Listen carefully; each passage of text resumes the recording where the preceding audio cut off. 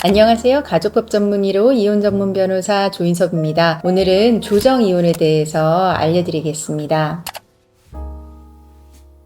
조정 이혼은 이제 말 그대로 법원에 가서 두 분이 이혼 조건에 대해서 합의를 해보자 라고 하는 겁니다. 물론 협의 이혼도 두 분이서 이제 합의를 하는 겁니다. 하지만 전 영상에서 제가 말씀드렸듯이 협의 이혼은 법원에서 이혼 여부, 미성년 자녀 양육비에 대해서만 합의를 확인해주는 것에 불과한데요. 그거 이외에 이혼에서 이혼, 위자료, 재산분할, 친권 양육권, 양비 면접 이 모든 부분에 대해서 법원에서 합의를 하고 그 합의한 내용을 법원의 판결과 동일한 효력이 생기는 조정조서를 만들어주는 절차인 거죠.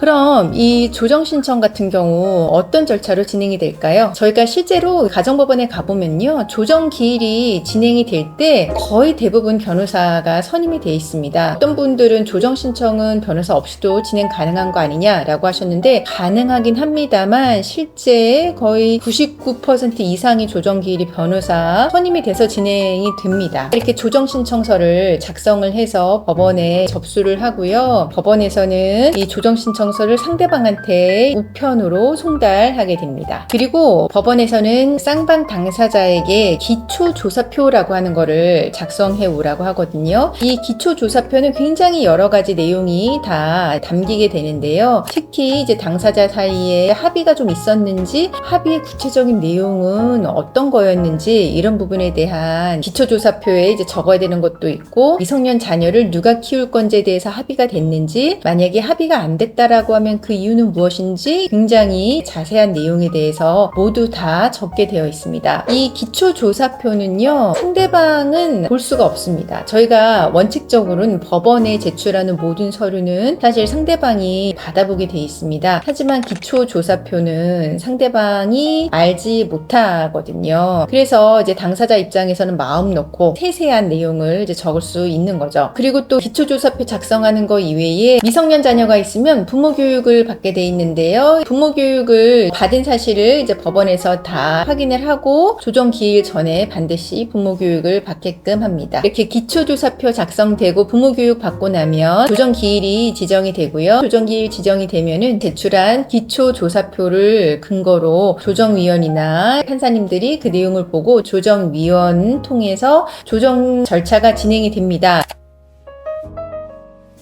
근데 이 조정위원은 대부분 법조인은 아닙니다. 물론 이제 법조인이 조정위원이 되는 경우도 있습니다. 하지만 심리 전공하신 분이나 아니면 가정상담 수년간 해오셨던 분, 이런 분들이 이제 조정위원이 되기도 하고, 그 이외에 뭐 다른 여러 분들이 이제 조정위원이 되기도 하는데요. 예전에는 이렇게 조정위원이 일반인인 경우에는 법적 근거가 없는 거 아니냐 이렇게 이제 생각하시는 분들도 있었는데 그건 아닙니다. 조정위원들이 조정 자리에 들어올 때는 조정 담당 전담 판사님들이 이 조정위원들과 이야기를 나누고, 판사님이 법적 기준에 의하면 이 정도가 가능하니까 이런 정도 선에서 조정을 하시는 게 어떻겠느냐 이런 이야기를 다 하고 그 범주 내에서 조정위원들이 조정을 진행을 하게 됩니다. 그러니까 조정위원들이 일반인이라고 해서 법적 기준이 없이 진행하는 거는 아니라고 하는 점 아시는 게 좋겠습니다.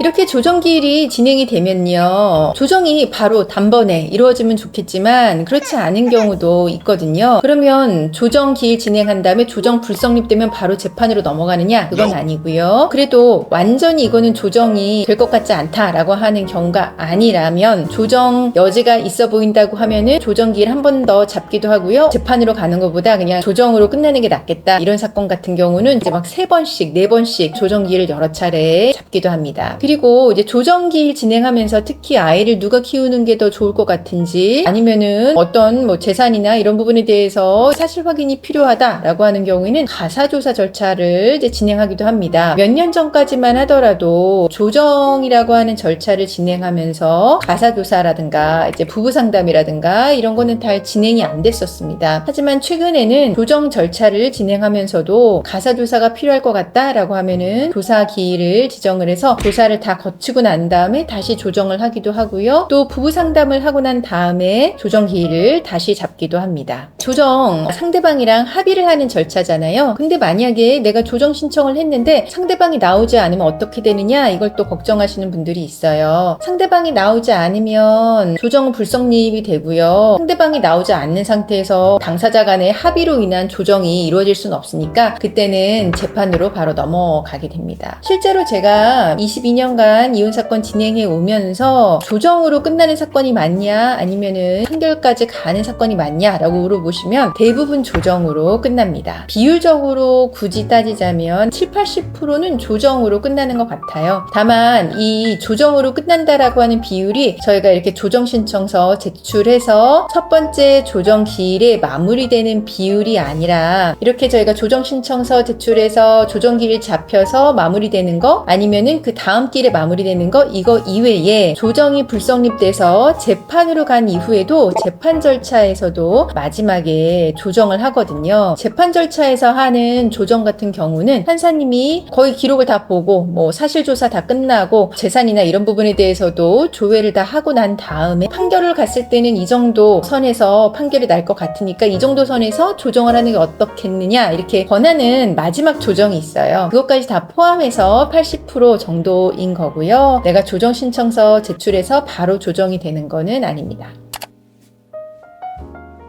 그리고 많은 분들이 조정 신청을 제출을 하면은 상대방의 재산 조회 가능한가요? 이것도 궁금해 하시는데요. 조정 절차에서도 이제 상대방의 재산을 조회해 볼 수는 있습니다. 다만 원칙적으로 많은 법원에서 조정 진행했을 때는 상대방한테 재산 명시 명령을 내리고요. 나의 재산이 이 정도 있다라고 하는 거를 본인의 공인인증서 통해서 내가 거래하는 은행, 내가 가지고 있는 부동산 이런 자료를 제출하면 상대방이 밝힌 그 해당 금융기관에 대해서 조회는 가능합니다.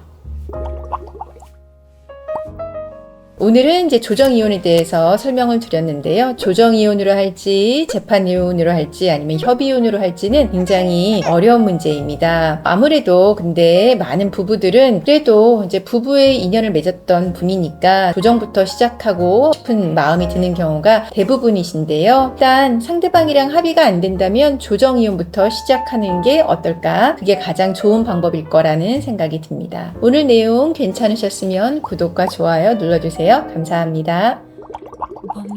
법무법인 신세